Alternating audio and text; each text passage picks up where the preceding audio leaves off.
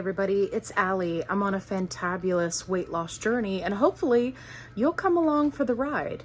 So I work very hard to be patient with people who are just starting out on these medications because you don't know what you don't know, right? And we all have to start somewhere. And it's one of the many reasons why I started my own positive-only support group. One of the other reasons is that misinformation is a pet peeve of mine. It's very frustrating for me to see people who are brand new on the meds, haven't even been on it a full month. They read something from somewhere, whether it's another support group or from a Reddit post, and then they decide arbitrarily that this is now gospel and everybody should be doing this and this is what they're going to do because this sounds like a great idea. But they don't understand how the medications work. So this person started a thread and they were asking if anybody had done this sort of titration schedule where essentially they're playing around with doing their injection day, either day 6, day 7, or day 8. And their reasoning was that it was going to help them go from 2.5 to 5 Zepbound, and that people on Reddit said that it helped them to not have any side effects. Now, this is a facepalm moment for me because I tried to help this person and they just weren't having it. And other people tried to chime in and help them and they just weren't having it. So what I want everyone to know, especially if you are just starting out on these medications, is that in all actuality, it does not matter if you do your injection on day 6, day 7, day 8. It's not going to help you with side effects. Now, there are people who choose to take their shot a day early because they have challenges with not having appetite suppression or having the appetite suppression wear off on day 5 and day 6. I've talked about that in previous videos. I'm not sure the reasoning of waiting until day 8, unless it's that you have amazing appetite suppression and you're good to go and you just, your schedule doesn't permit, and so you skip your shot day and do it the next day, right? Not a big deal in the big scheme of things.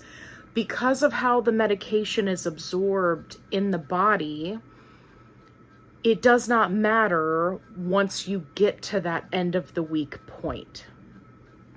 So this person's logic was, oh, well, there's less of the medication in my system.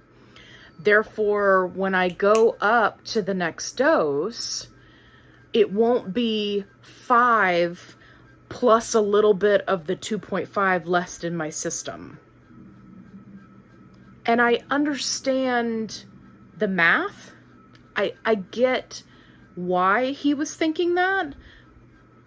But at the same time, your body doesn't work that way. Your body's not doling out this medication daily going, okay, we're on 2.5. We can only use 0.25 of the medication because today's day 1 and day 2, we're going to divvy it up and do the next little bit. And we're going to release it into the system. Like, it doesn't work that way.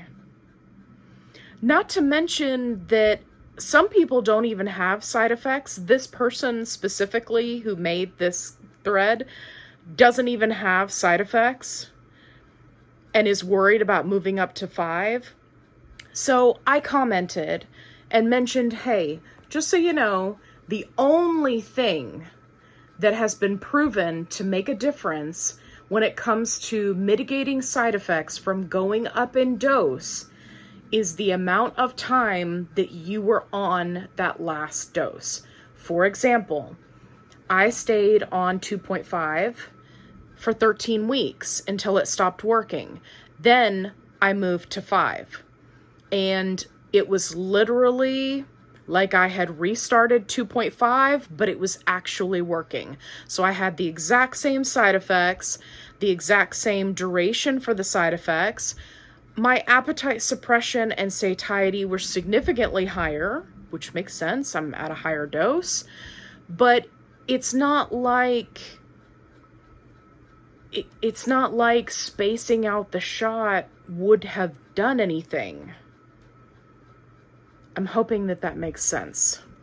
The only time that the medication is actually at a low enough level that you would be doing what this person is suggesting, which is it would be low enough in your system and then you would put the new dose in and just have that dosage amount, is if you let the medication run out of your system completely, which can take anywhere from 14 to 30 days. So again, I understand the math, but in this instance, the math ain't mathin'. Just like I've stated in previous videos, when you're weighing yourself for your weekly weigh-in, it's important to remember that our bodies do not function on a schedule. They most certainly do not function by the calendar. So if you are thinking that you're going to weigh yourself every Friday, for example, that's what I do. That's my shot day is Friday night. And you may find that you need to adjust your weigh-in because of how your body reacts to the medication and being in a calorie deficit, exercise, repairing, right? If you're doing lifting, things of that nature. Because as I mentioned in a previous video, even though my weigh-in day is on Friday, for the most part, I don't see that weight loss from the week before's work until Sunday or even Monday of the next week. But that took trial and error for me to figure that out, because otherwise it looks like I didn't lose weight. And people become very frustrated by that, when in actuality, if they changed their weigh-in day, they would see more of the progress of what they're making. Or some people say, oh, I didn't lose any weight last week, but I lost 5 pounds this week. Well, that may be true. Or maybe on your weigh-in day, the weight loss hadn't come off yet.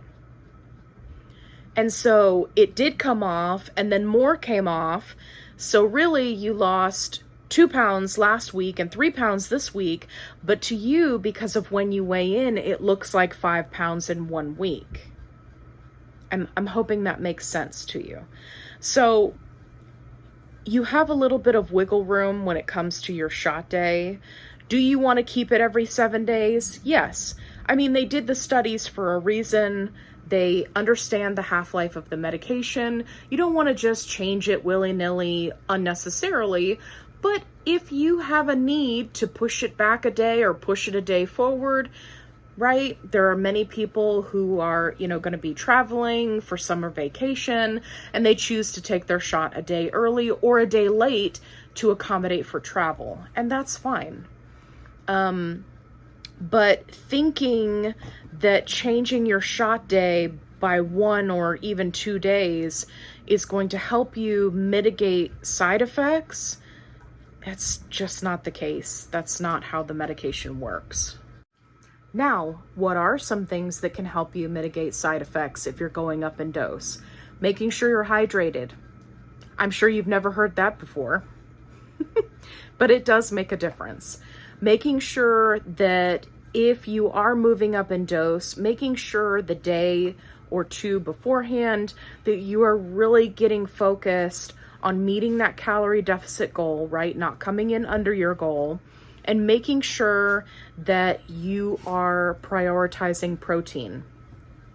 Another thing that can really help, especially if you have experienced fatigue on your previous dosage, is maybe lightening up on the heavy lifting or the exercise a day or two before you start your new dose. This can be significant in helping you deal with the side effects when they come on, right? Because when you're working out and you're doing a lot of exercise, your body needs time to repair. It needs time to build those muscles if that's what you're doing. It needs time to go through all of its daily processes. And if you are just constantly burning yourself out, then when you go up in dose, you're going to feel it. So there are some things that you can do. There are some people who benefit from taking a B12 injection.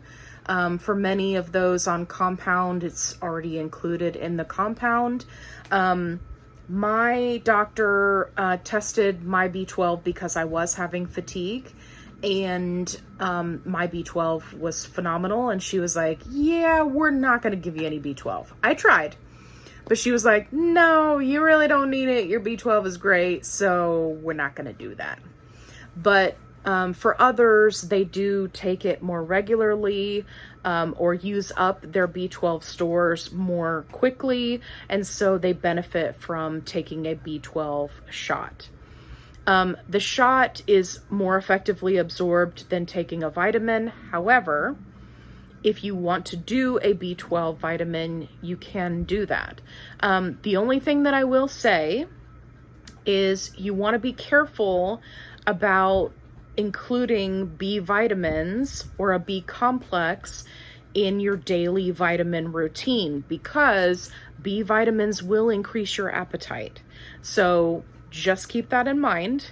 That is one of the strategies that I use for my canine counterparts when I'm working with clients for my canine nutritionist side gig that I have. And, you know, when their dogs are just not excited about food because of medical treatments, it can be a really great way to stimulate the appetite.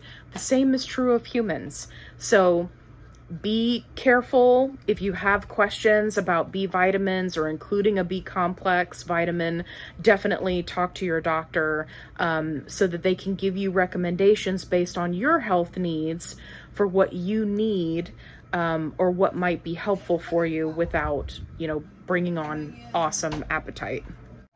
If you found this video helpful, definitely give me a thumbs up. Subscribe. I'd love to have you along for the ride. Make sure you ask your questions in the comments down below, because I do read your comments and I'm more than happy to help you on your health and fitness and wellness journey. If you're looking for a positive only support group, I've got you covered. The link is in the description box below. And as always, be kind, rewind.